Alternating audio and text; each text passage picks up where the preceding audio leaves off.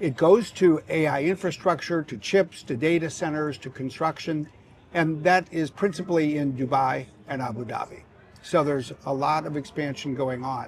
It also goes to a variety of other things, including the employment of people, the investment in our partner network, skilling programs across the country. Obviously, where there are more people, there is more money being spent on skilling and the like, but it's really a nationwide initiative. I have to admit, I remember a year ago when you made the announcement to train 1 million people.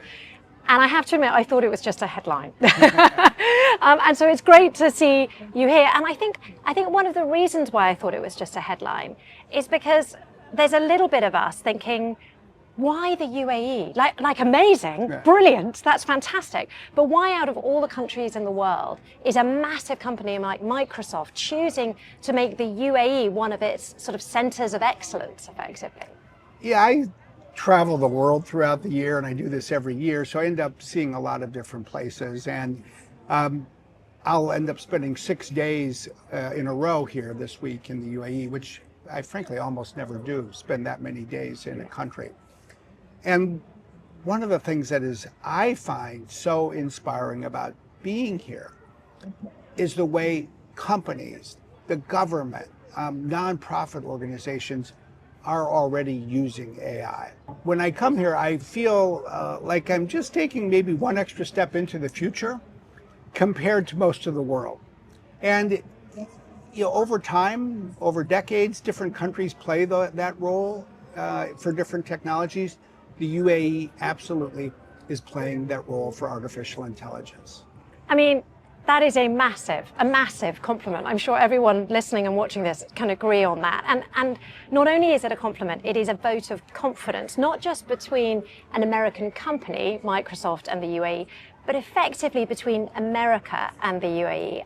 And that's really spelled out with the fact that we've been allowed to get these NVIDIA chips, isn't it? I have always felt that this is an important initiative for Microsoft in the UAE and the future of the UAE, for a partnership between two companies, Microsoft and G42, as we do so much together, but also a partnership between two countries, between the UAE and the United States. And with each step that we take, I think we need to think about them on all of those layers. How does this advance the UAE? How does it advance this business partnership? How does this advance the international connection between these two countries? And it's doing all three of those things. And specifically, as you point out, I'm encouraged and pleased that we as a company at Microsoft were able to secure an export license last year under the prior administration in Washington to ship GPUs to the UAE. I'm pleased that we became the first company under the Trump administration this year to get a license to ship even more GPUs to the UAE. I believe more GPUs are going to be needed here. And frankly, that's part of the message I take back to Washington. People in the United States want the United States to do well when it comes to AI. And part of my message is the United States cannot do well for the world when it comes to AI unless it's doing well for and with the UAE. Okay, so economic benefits.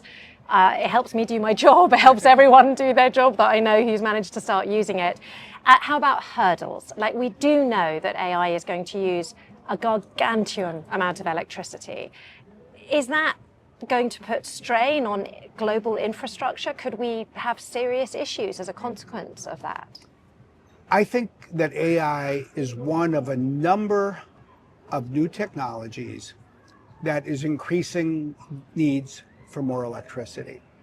And the globe sort of goes through certain periods of time where electricity use is growing in certain countries. There's a number of countries where for the last 40 or 50 years, electricity use has basically been flat. Now electricity demand is growing again. And part of it is AI, part of it is digital technology more broadly, part of it is electric vehicles, part of it is new forms of manufacturing that are more advanced, that require more electricity. All of this calls for more energy. I think it puts a responsibility on us as a user of electricity, but I would also come back to the role of the UAE. You can go to many places in the world And people know that the UAE is a great source of energy, and what they think about is oil and gas. What they don't appreciate, but they should, and increasingly they will, is solar power. Because solar power really requires at least three things put together. First is land. The second is obviously the solar panels themselves. But the third is improvements in battery technology, because you want to be able to have electricity coming from a source 24 hours a day. And we all know the sun doesn't shine 24 hours a day. But with improvements in battery technology, you can generate electricity during the day and store it and then use it at night. Battery technology is improving rapidly.